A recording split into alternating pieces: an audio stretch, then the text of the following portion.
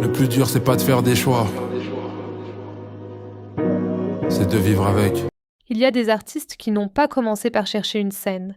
Ils ont commencé par des mots.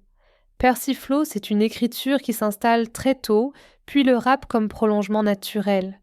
Une parole qui avance avec justesse, entre introspection et engagement. Son parcours se construit à la croisée de deux mondes, celui du droit, avec la rigueur du juriste, et celui de la musique, avec la liberté de l'artiste. De Intercours à Convalescence, jusqu'à Résilience, ces projets ont trouvé un écho particulier auprès du public, non pas parce qu'ils séduisent, mais parce qu'ils résonnent. Mais aujourd'hui, nous ne sommes pas ici pour dérouler une discographie. Ici, on va au-delà de l'œuvre. Il y a la parole. Merci Persiflo. Merci d'avoir répondu présent à notre invitation. Avec plaisir. Voilà. Donc, je vais commencer donc, par la première question phare donc, de l'émission.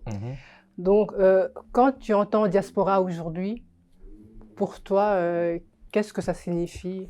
Diaspora, pour moi, aujourd'hui, ça va de pair avec afro-descendants, parce qu'il y a beaucoup d'enfants de la diaspora qui sont nés en dehors de leur pays d'origine, mais qui ont des parents qui sont nés dans les pays d'origine et qui, donc, eux, ont grandi à la maison avec la culture qui proviennent donc de leur pays d'origine à travers leurs parents, mais qui, eux, ont évolué dans une société qui est différente dans la culture de leurs parents.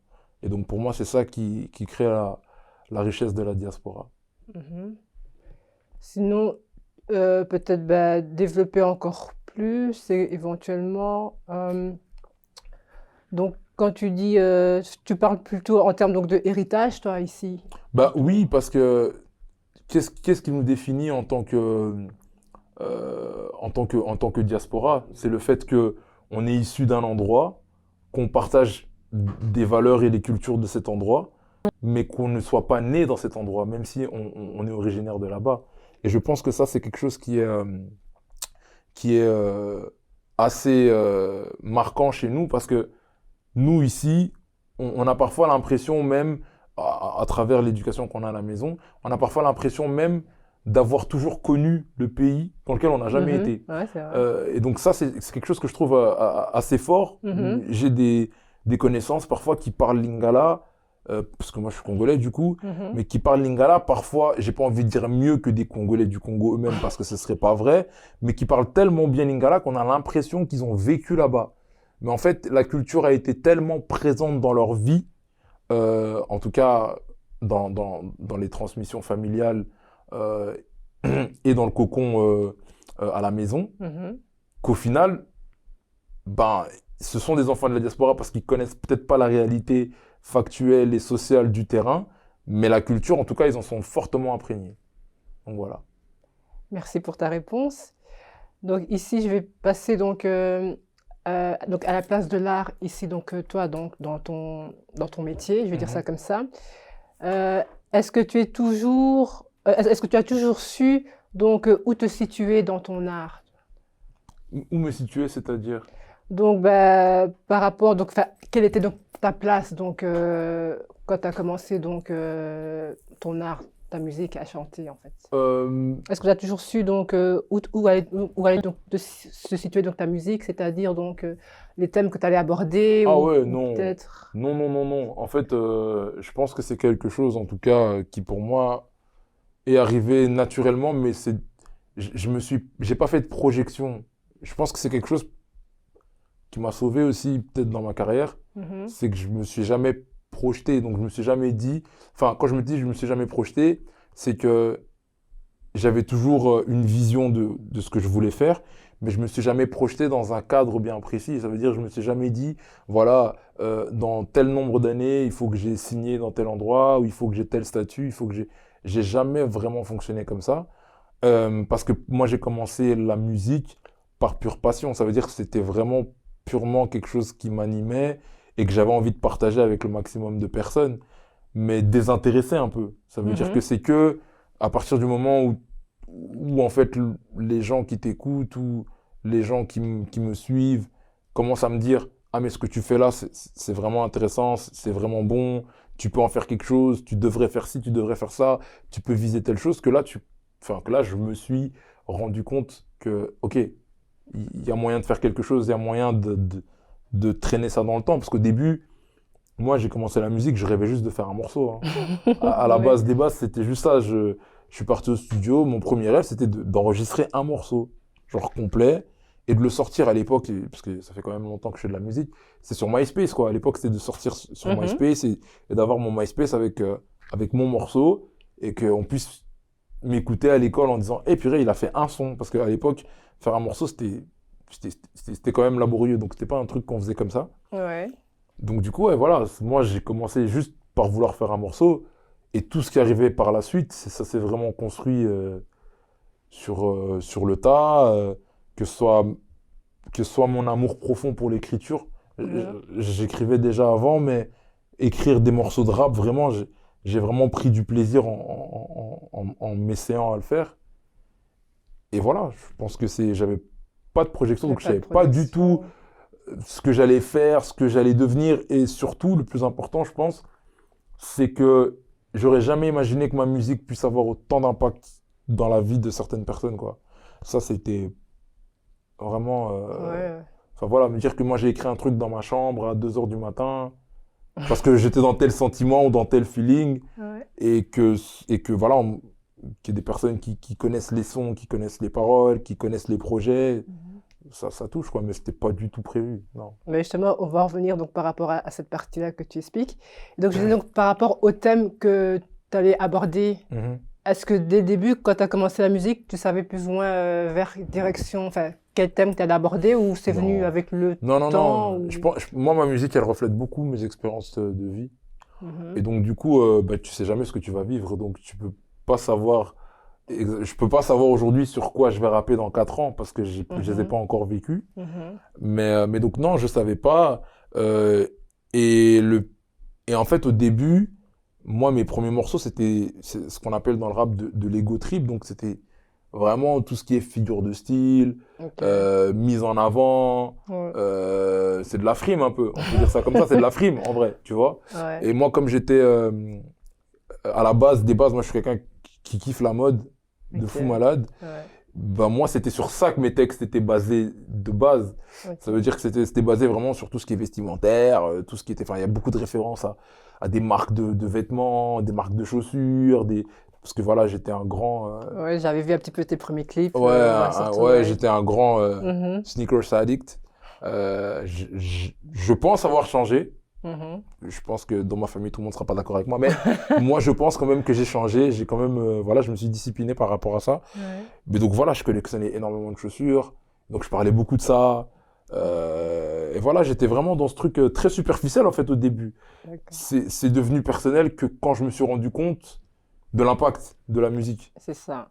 De Voilà. l'impact que tu pouvais avoir donc, sur les gens. Au début c'était très superficiel, c'était très... ouais, j'ai fait un morceau qui s'appelle Check My Sneakers, quoi. Enfin je veux dire, voilà, c'est pas un truc... non mais... T'as essayé, Non mais ça ouais, donnait non ce que mais ça c'est un donnait. morceau que j'aime beaucoup, hein, mais c'était très superficiel quoi. Mhm. Voilà. Merci pour pour ton honnêteté, pour ta franchise ici. Mhm. Donc, autre question. Donc, ici, qu'est-ce qui te pousse à créer aujourd'hui? Par contre? Ah, c'est une bonne question, ça.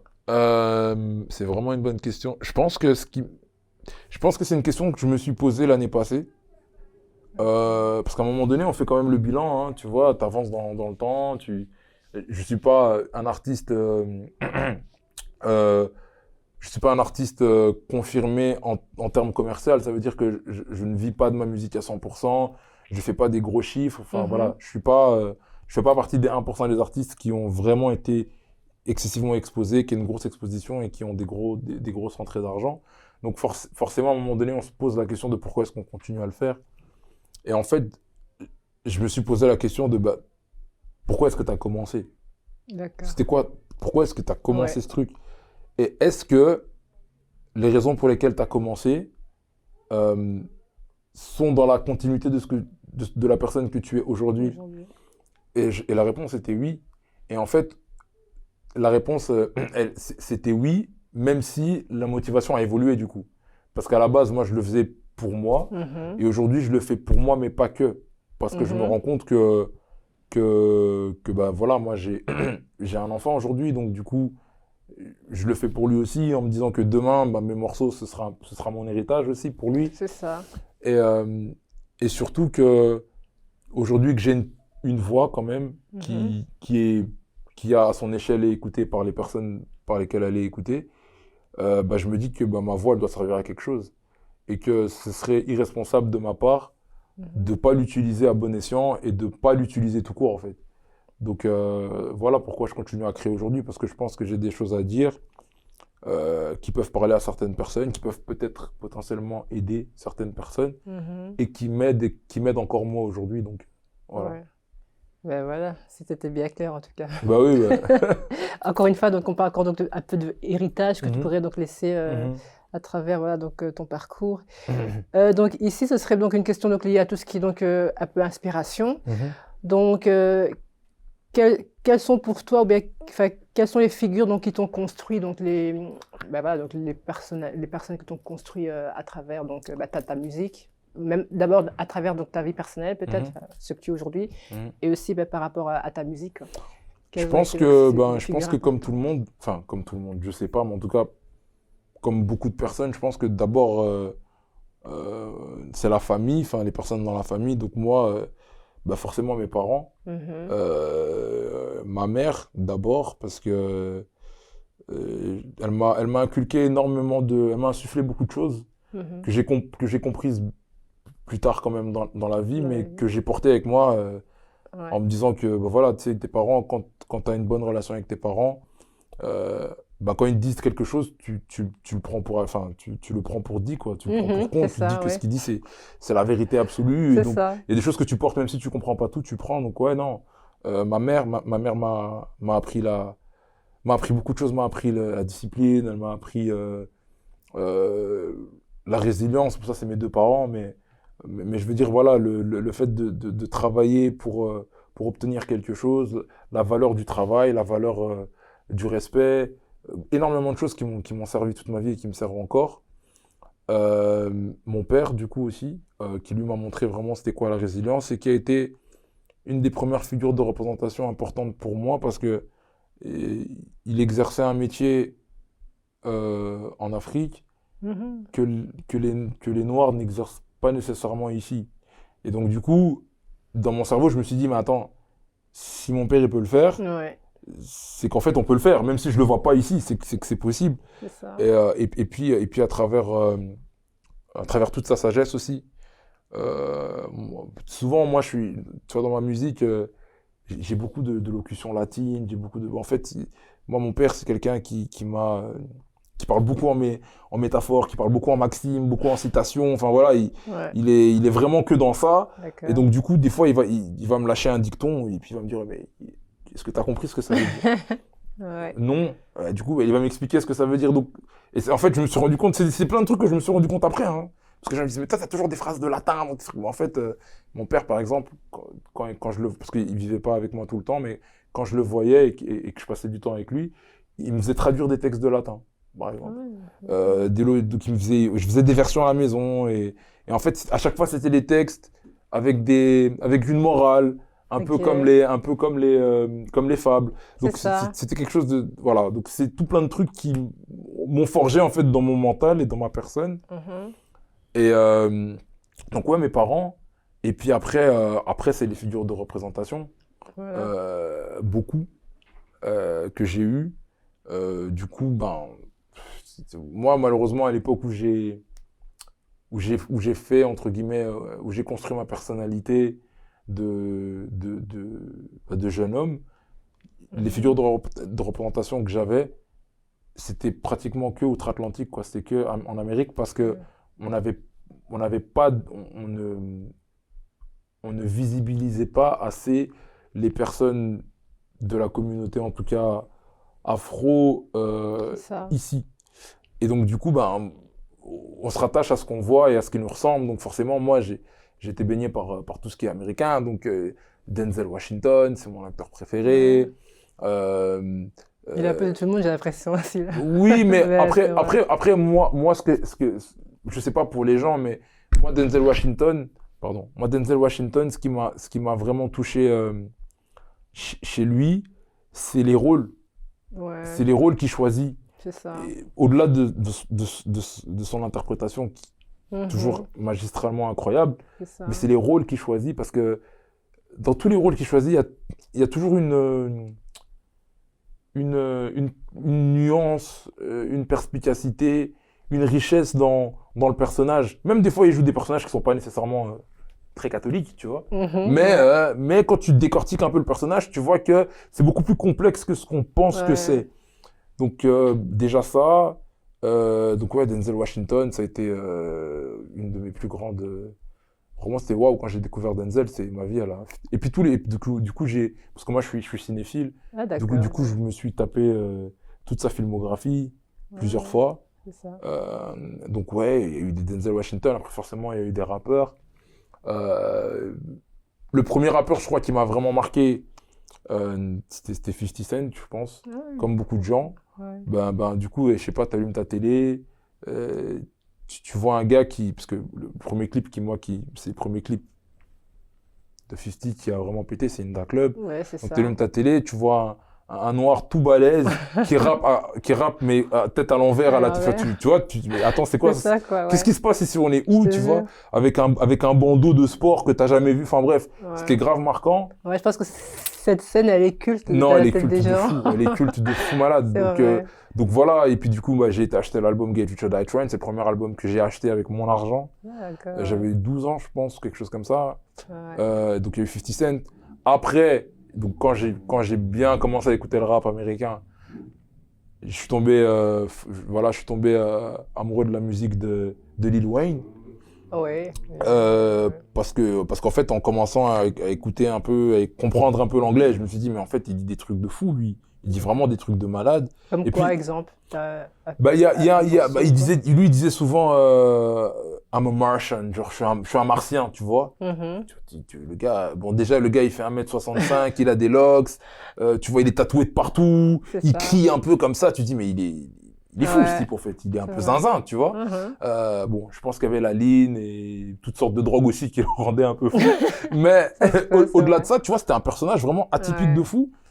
Et puis, surtout, il y a un morceau qui m'avait beaucoup marqué qui s'appelle I'm Me, qui est dans Carter 2, je pense, ou dans Mhm. Carter 3, je sais plus. Carter 2, il est dans Carter 2, Carter 3. Ouais. Je pense Carter 3, du coup. Mais c'est un morceau qui m'a marqué parce qu'en fait, il assumait cette singularité. Ok. Genre, il disait, voilà, moi, je suis bizarre, D'accord. et je suis moi, et c'est comme ça, et j'en ai rien à foutre. Exactement. Tu vois? Et en fait, Ouais. moi, ça m'a marqué parce que je me sentais aussi un peu décalé Mhm. dans mon adolescence par rapport D'accord. au code de la communauté. Je me sentais vraiment décalé Ouais. parce que je partageais pas tous les codes. Tu vois, j'avais pas les mêmes centres d'intérêt. Certains se croisaient, mais j'étais je me sentais vraiment un peu à part, tu vois. D'accord. Et donc, du coup, cette singularité-là aussi m'a parlé. Plus les textes, plus le style, plus, parce que comme je t'ai dit, j'aimais beaucoup la mode, et tu vois, il était... Ouais. Et enfin, je crois que la troisième figure, en tout cas au début, pardon, qui m'a vraiment construite, je pense que c'est Kanye West, quoi. Et Kanye Ah. West, c'est parce que vraiment, lui, c'est Ouais, lui l'assemblage aussi, des trois, enfin, il est quand même à part, hein, c'est vrai. des deux premiers, et D'accord. qu'il était à fond dans la mode, et surtout que, contrairement à Lil Wayne et à 50 Cent, en fait, lui, il assumait complètement de pas venir de la rue, C'est tu ça. vois. Et moi, Ouais. j'ai grandi dans des quartiers populaires, C'est ça. avec des gens de la rue, mais moi, j'ai jamais traîné dans la rue, Dans la rue. tu vois. C'est ça. Et donc, du coup, je me reconnaissais beaucoup en lui. Donc, je pense que c'est toutes ces figures-là qui, en tout Ouais. cas de base, Qui m'ont t'ont forgé, quoi. qui t'ont forgé et Ouais. qui t'ont... Ouais. Et surtout aussi que Kanye West, donc déjà, lui, c'était vraiment au niveau de l'image, parce qu'il avait vraiment un style Ouais. à part, qui était super bien travaillé, dans lequel je me Ouais. reconnaissais de fou. Enfin, là, je parle de l'époque de College Dropout, C'est ça, de exactement. Late Registration et Graduation, tu vois, c'était vraiment... voilà, le gars qui arrive avec son sac à dos, son polo C'est ça. rose, Ouais. complètement décalé, et qui rappe, Exactement. tu vois, avec son nounours, enfin, tu vois, les gens, et moi, c'est un truc que j'ai surkiffé. J'étais complètement dans ces codes-là aussi à ce moment-là. Ouais. Et donc, voilà, quoi. Mais c'est vrai que Kanye West, je trouc qu'à la culture, il a quand même apporté... Il a ça- apporté, il apporte après, quelque chose, c'est un là. personnage très controversé, Voilà, ça c'est clair. vois, Ouais. mais ce qu'il a apporté à la culture, je pense que ça, personne ne pourra jamais l'enlever. Voilà. Ça, c'est clair que... Et puis Kanye West aussi, c'est un gars, il est tellement fort que les gens lui pardonnent presque toujours. Ça veut dire, il va faire une dinguerie, il va revenir avec un album de fou, on va dire, ah bon, C'est vrai. c'est Kanye. C'est vrai. Tu vois, donc Et il y a très peu d'artistes qui peuvent se permettre de faire ça, et il le sait. Il est vraiment dans son mood Ouais, et ouais, il ouais, assume ouais. totalement. Ouais, Ouais, ouais, exactement. Ouais. Ici, donc, j'avais une question donc, qui serait donc plus d'ordre, on va dire, donc, un peu, voilà, un petit peu pour te découvrir, pour savoir vraiment, Mhm. donc, enfin, un peu connaître mieux, encore un peu mieux que ta personne. Donc, si jamais tu devais être, enfin, si tu étais un objet, un lieu, une œuvre d'art, Wow. admettons, qu'est-ce que tu serais et pourquoi aussi, surtout? Si j'étais, je dois choisir un des trois, ou bien juste un, ou bien Ça peut être un lieu, ça peut être une œuvre d'art, ça peut un être... seul lieu ou plusieurs lieux. Ah, parce que t'en as plusieurs? Ouais, moi, Là, ça va, on va t'en laisser deux. franchement, si j'étais Ou- deux lieux, ou même une musique ou un livre, enfin, peu importe, et juste nous développer pourquoi. ouais, ouais, mais il y a plein de trucs. En gros, si j'étais deux lieux, je pense que je serais Kinshasa et New York. Je pense que je serais Kinshasa et New York. euh, Parce que, paradoxalement, le croisement des deux me fait penser à Bruxelles, en fait. Ce que je veux dire est très bizarre, mais Kinshasa, oui, ouais, New York, je sais pas. mais en fait, c'est parce qu'en fait, Kinshasa, parce que c'est au Congo, c'est là où est-ce que je suis né, Mhm. et que euh, la culture urbaine a une place de fou malade, et la musique Ouais. est hyper importante. Mhm. Et en fait, tu crois ça avec New York, c'est la même chose. plus ou moins la même chose. La différence fondamentale qu'il y a, c'est que c'est pas la même communauté. Tu vois, c'est très communautaire, New York. Il y a plein de petites communautés différentes qui cohabitent. Tu vois, t'as Chinatown, après t'as Little Italy, après t'as le Mhm. Bronx, après t'as... C'est Et en ça, fait, ouais. tu vois, toute cette multiculturalité-là, du coup, elle me fait grave penser à Bruxelles, où en Ouais. fait, on a plein de communautés qui C'est cohabitent vrai. les unes avec les autres, tu C'est vois. ça. Et donc, tu vois, parce que pour moi, les deux lieux, ça crée un espèce de Bruxelles, en fait, dans ma tête, tu vois. Et comme je suis bruxellois, Mhm. du coup, ça paraît très logique, tu vois, pour moi. Mais donc, du coup, je pense que je serais ces deux lieux-là parce que la richesse culturelle est... Elle est fort euh, présente comme ça, elle est fort marquée. bah, elle est fort marquée. Et puis, tu vois, New York, c'est très cosmopolite. Kinshasa, moins. Mais Mhm. ça reste quand même cosmopolite parce que il y a quand même des Chinois, il y a quand même des Libanais, il y a des Italiens qui vivent à Kinshasa. Enfin, il y a pas mal de communautés quand même qui sont là. Pas de manière aussi visible qu'ici. Ok. Il y a quand même pas mal de communautés qui vivent là. Et ouais, je pense que vraiment, c'est vraiment ce croisement-là qui me définit bien. Ouais.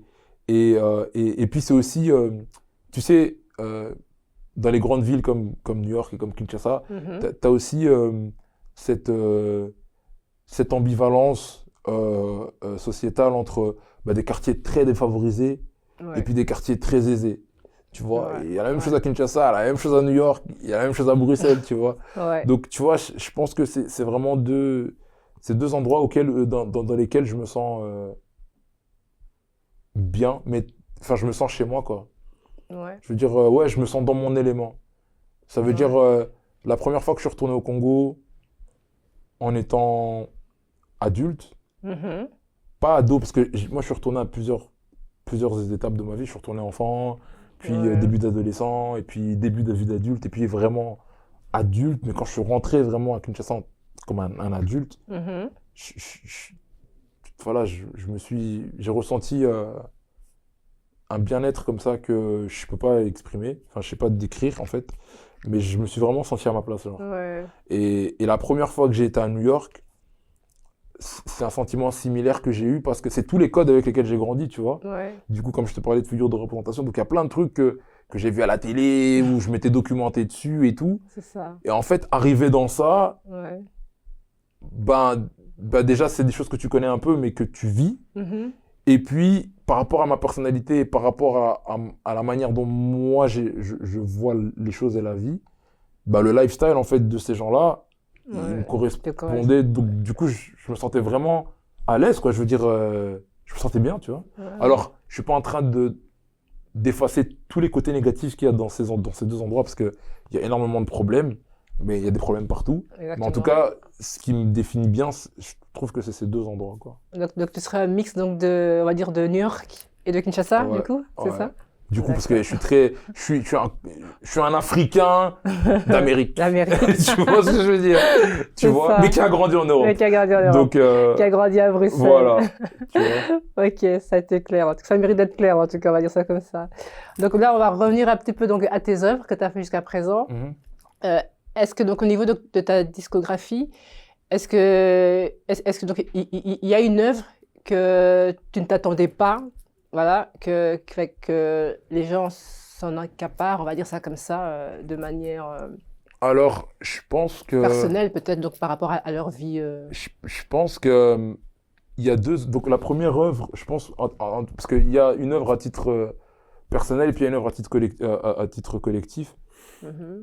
À titre personnel, je pense que le projet Epiphanie, donc quand je m'appelais Djibil, on m'en parlait en off juste avant, D'accord. je m'attendais pas à ce que 15 ans après, des gens m'en parlent, tu Ouais. vois, en me disant ouais, je connais tel morceau, je connais tel truc, tel machin, ouais, tel freestyle, tel.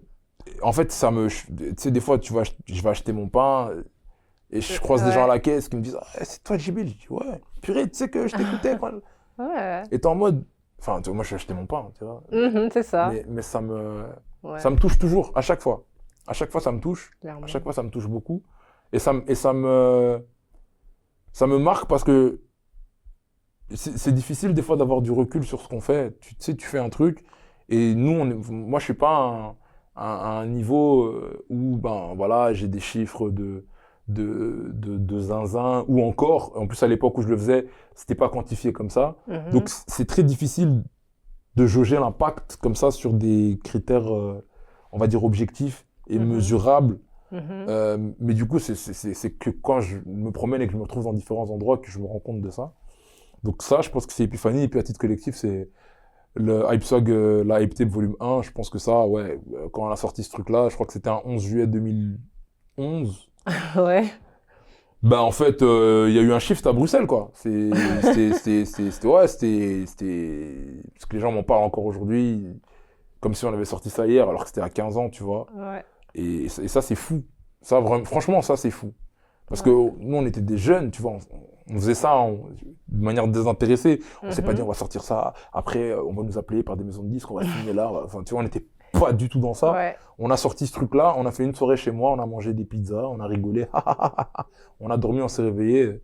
Les téléphones de tout le monde étaient remplis. Donc on n'a pas très bien compris ce qui s'est passé ce jour-là. Mais Ouais. voilà, quoi. Donc je pense que c'est les deux œuvres vraiment Ce sont qui... les deux œuvres, Ouais. ouais, en termes d'impact Ouais, auprès du public. ouais, Voilà, ce clairement. qui t'ont le plus marqué Ouais. ici. Donc, qui dit donc visibilité, Mhm. ben, dit toujours donc forcément ben, des avantages, probablement, certes, mais aussi peut-être de temps en temps donc, des contraintes. Mhm. Donc, par rapport à tout ça, donc, comment est-ce que tu le vis? Comment est-ce que tu as peut-être pu s'y faire donc, la part des choses? Ben, c'est clair que Dans ta vie. Si Bon. jamais tu avais peut-être un exemple, si jamais peut-être. Ouais, ben, le truc déjà, les avantages d'avoir un peu de notoriété, c'est que,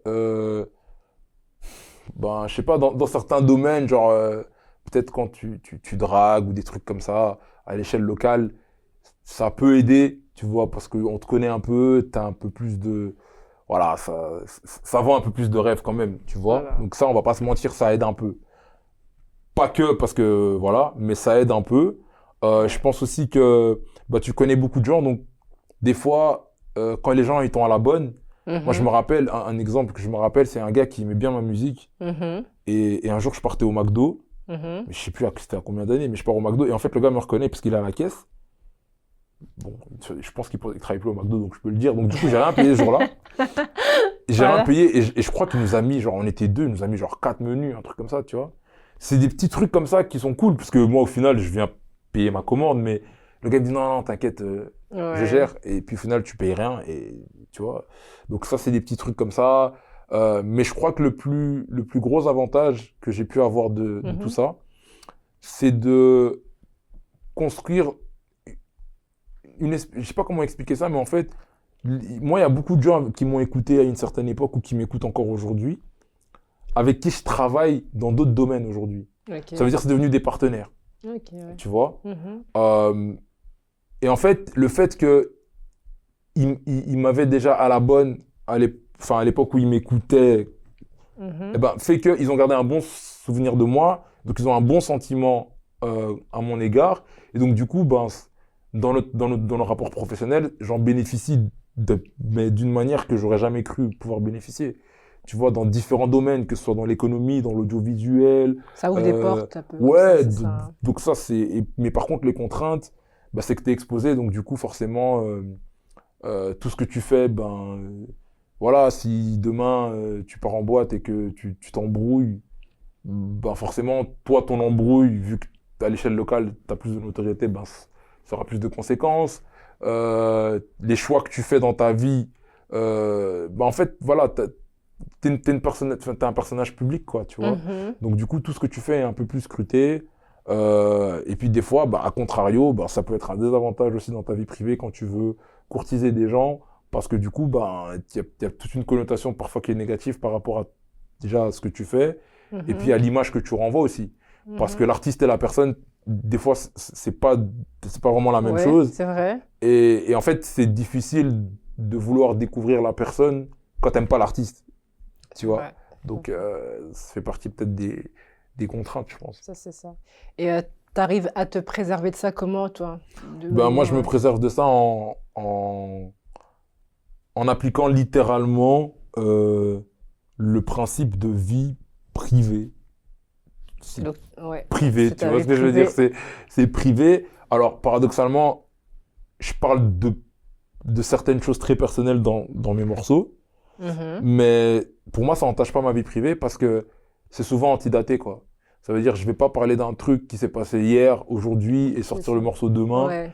Et comme ça, quand je fais mon morceau, en fait, tu te dis, ah ouais, donc en fait, hier, le gars il était. Ouais, ouais. Déjà, C'est ça que tu veux dire. je le fais pas non seulement pour ma vie privée, mais aussi par souci artistique, parce que moi, j'aime bien processer les émotions et les sentiments, tu vois. J'aime bien Mhm. comprendre, bien comprendre ce qui s'est passé, bien, tu vois. Mhm. Mais donc, du coup, ouais, je pense que clairement, ça, c'est comme ça que je me protège, tu vois.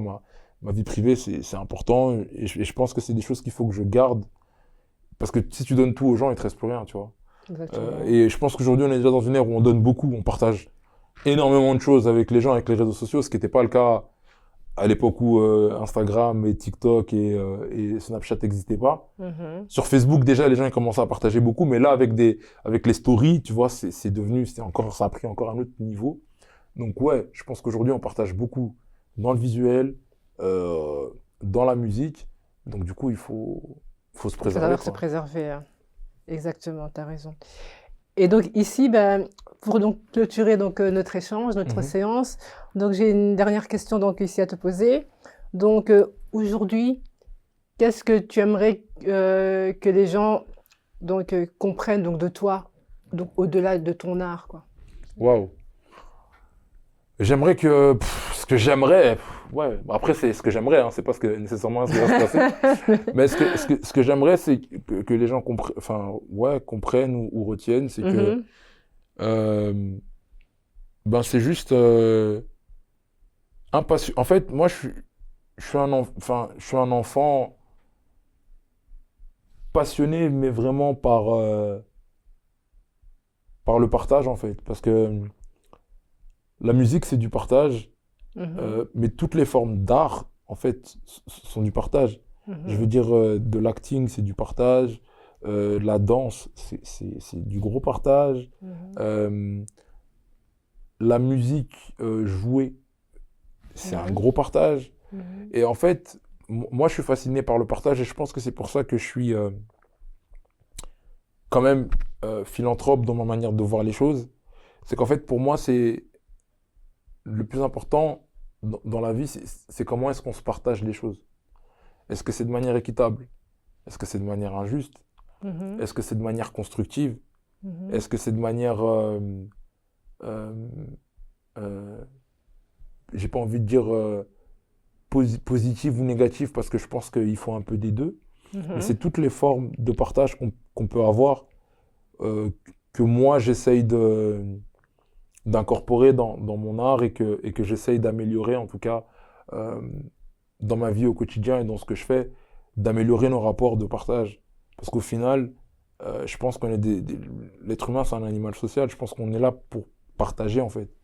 Et que tous les problèmes qu'on a, souvent, c'est par rapport à ce concept de partage, tu vois. Et, et du coup, c'est ça. C'est juste un gars qui essaye de mieux partager. Ça veut dire, j'essaye de faire en sorte qu'on partage mieux, de laisser un monde où on partage mieux. Tu vois, un monde plus équitable, où ceux qui ont beaucoup et qui en ont pas nécessairement besoin, euh, tu vois, je sais pas, si t'as 15 pommes et que t'en manges 8 et qu'il y en a 7 que tu laisses pourrir tous les jours. Enfin, tu vois, ça sert à rien de garder tes 7, mais si tu les gardes juste par principe, Mhm. moi, j'aimerais que, ben, à la limite, peut-être pas que tu donnes les 7 qui restent, mais que tu en donnes 2, tu vois, ce serait déjà un pas en avant, tu C'est vois. ça, Moi, c'est plus ça qui me drive aujourd'hui, je pense. d'accord. Et puis aussi, c'est pour laisser un monde meilleur à mon enfant et aussi lui montrer que je suis pas qu'un spectateur, mais que je suis un acteur du changement, pour que lui, il comprenne que s'il y a des choses qu'il veut changer, il faut qu'il soit acteur du changement et pas un spectateur à son échelle. Donc moi, Exactement. c'est surtout ça que aujourd'hui j'essaye de faire et dans ma musique, j'essaye de partager tout ça. J'essaye de partager ça dans la musique et dans tout ce que je fais en dehors, parce que on me connaît beaucoup pour la musique, mais je fais beaucoup de Mhm. choses aujourd'hui en dehors de ça. Je fais des ateliers d'écriture, j'accompagne des jeunes étudiants. Ouais, Enfin, tu vois, je fais pas mal de trucs et en fait, c'est du partage. C'est vraiment exactement. essayer d'améliorer un petit peu à mon échelle Exactement. les conditions, les parcours de certaines personnes et voilà, de leur transmettre aussi cette flamme de, t'as vu, quand on Mhm. partage, ben, aujourd'hui c'est moi qui te partage, peut-être que demain c'est toi qui vas partager à C'est quelqu'un ça. d'autre et c'est comme ça qu'on va faire en sorte que les choses s'améliorent, tu vois. Mhm. Voilà. Ben, merci en tout cas. Ben, merci à toi pour l'invitation et pour cette interview, ça m'a fait plaisir. C'était des questions, des belles questions, franchement. Ça tombe bien parce que j'étais à pas longtemps dans une période de réflexion aussi par rapport à plusieurs choses que tu m'as posées. Ouais. Et donc, ben, heureusement d'ailleurs, parce que je sais pas comment j'aurais répondu sinon. Mais, mais en tout cas, merci beaucoup pour cette invitation et je suis très honoré pour ça. Ben, avec un grand plaisir en tout cas. Merci à toi. Merci à toi. Merci à Persiflo pour cet échange sincère. Pétulamite, c'est des regards, des parcours, des voix qui comptent. L'épisode est disponible maintenant.